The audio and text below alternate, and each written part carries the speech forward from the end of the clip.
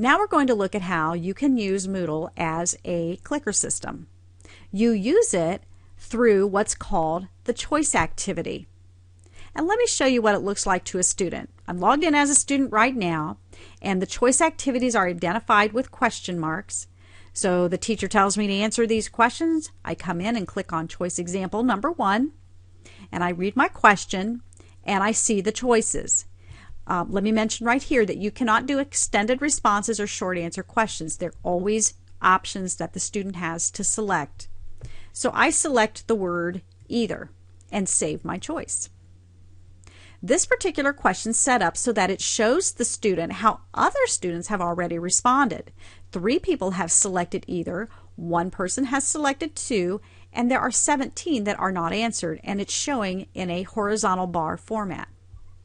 Going back, I'm going to answer question number 2.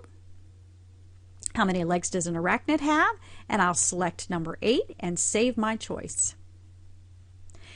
Now these are showing the answers for the responses.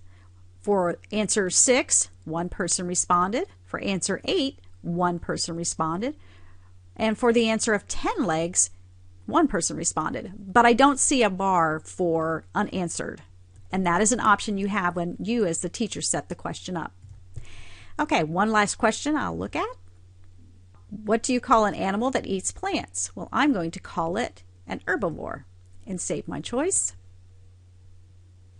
And this time you're seeing the bars in vertical format, which again is an option for the teacher. And I do not see how many have yet to respond, but I do see that 1 said omnivore and 2 people said herbivore. And so that's what the student sees. And I'll go back one more time, and I'm thinking, I think I want to change my answer to question 3. So I click on it, and don't have that option. Again, something that the teacher selected to not allow students to respond a second time. The student can go back to the question, can see the question, can see how other students responded, but does not have the option to select again. So now I'm going to show you how to set this up as the teacher. So I'm going to log out as the student, log back in as the teacher, and I'll meet you back here in a few seconds. Okay, I'm now logged in as the teacher of this Moodle course, and the first thing I'm going to do is turn editing on. And the way you select to do a choice activity is from the Add an Activity drop-down menu. You would select the option called Choice. Well, I'm not going to set up a brand new one, but I am going to go back and edit one of these so that you can see how it was selected. Choice example number 1, I will select to update. Your choice name is what appears on the Moodle page that the students will click on. The introduction text is the actual question that you're posing.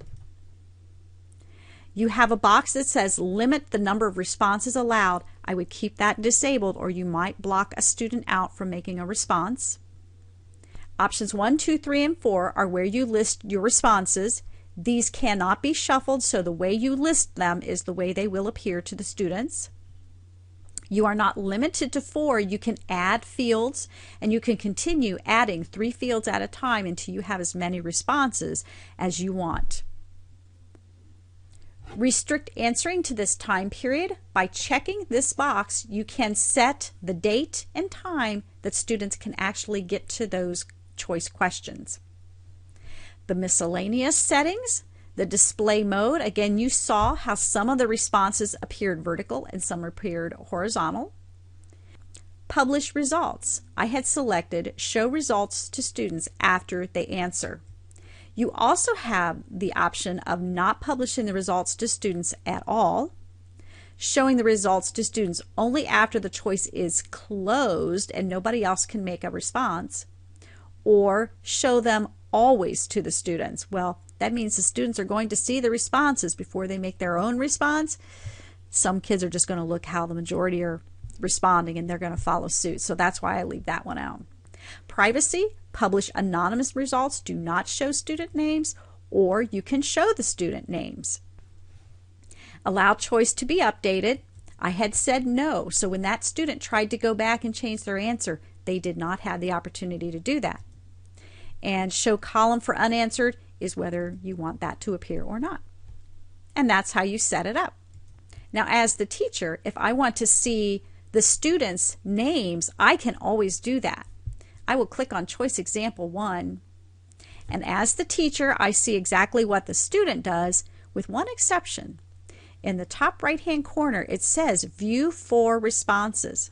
I can click on this, and it will show me Student 1 said the word to, and Annie Brown, Student 2, and Student 3 selected either.